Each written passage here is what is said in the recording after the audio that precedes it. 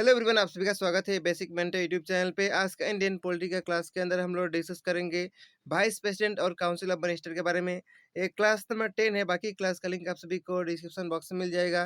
तो चलिए वीडियो को शुरू करते हैं। आज हम लोग डिस्कस करेंगे यूनियन गवर्नमेंट के अंदर वाइस प्रेसिडेंट और काउंसिल ऑफ मिनिस्टर के बारे में। सबसे पहले हम लोग डिस्कस करेंगे वाइस प्रेसिडेंट के बारे में। आर्टिकल 63 में दिया गया है इंडिया के अंदर एक वाइस प्रेसिडेंट होना चाहिए। He is elected by both house of the parliament, यानी लोकसभा और Rajya Sabha. Vice president ex officio chairman होते हैं राज्यसभा का।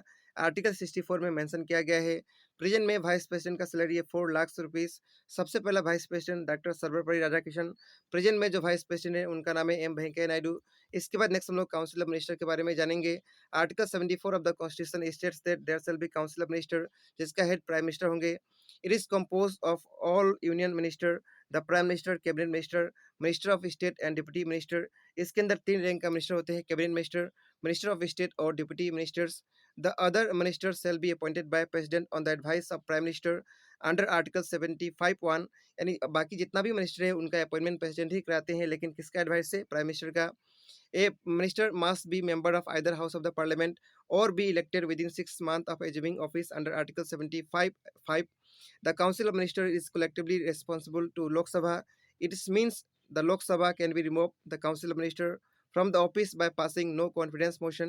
यानी लोकसभा का जितना भी मिनिस्टर है उसको हटाया जा सकता है नो कॉन्फिडेंस मोशन ला के। Minister are also responsible for departments and can be remove from the office by president on the advice of prime minister. यानी जितना भी रिमूवल का काम है प्रेसिडेंट करेंगे, लेकिन किसका एडवाइस से? प्राइम मिनिस्टर का।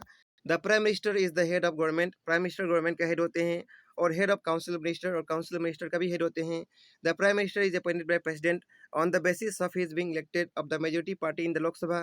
If no party get absolute majority in Lok Sabha or a prime minister resign or die, the president can use his own discretion in choice of prime minister. यानी किसी party का majority नहीं मिलेगा यदि, तो president जो है अपना डिस्क्रेशन यूज कर सकते हैं। जवाहरलाल नेहरू सबसे पहला इंडिया का प्राइम मिनिस्टर थे और सबसे लॉन्गेस्ट सर्विंग प्राइम मिनिस्टर हैं अभी तक, ठीक है। सबसे यंगेस्ट प्राइम मिनिस्टर का नाम है राजीव गांधी। सबसे ओल्डेस्ट प्राइम मिनिस्टर का नाम है मोरारजी देसाई, और सबसे शॉर्टेस्ट टेन्योर का प्राइम मिनिस्टर बने थे अटल बिहारी वाजपेयी, 13 दिन के लिए। प्रेजेंट में जो प्राइम मिनिस्टर है उनका नाम है नरेंद्र मोदी। इस वीडियो में हम लोग टॉपिक के बारे में इतना ही डिस्कस करेंगे। इसके बाद नेक्स्ट हम लोग प्रीवियस ईयर का क्वेश्चन को सॉल्व करेंगे।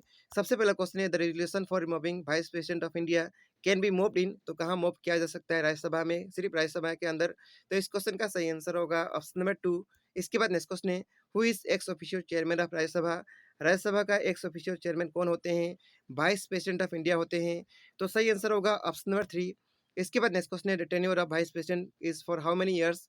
वाइस प्रेसिडेंट का टेन्योर कितना दिन के लिए होता है? 5 साल के लिए होता है। तो सही आंसर होगा ऑप्शन नंबर 4। इसके बाद नेक्स्ट क्वेश्चन है, the vice president of India is.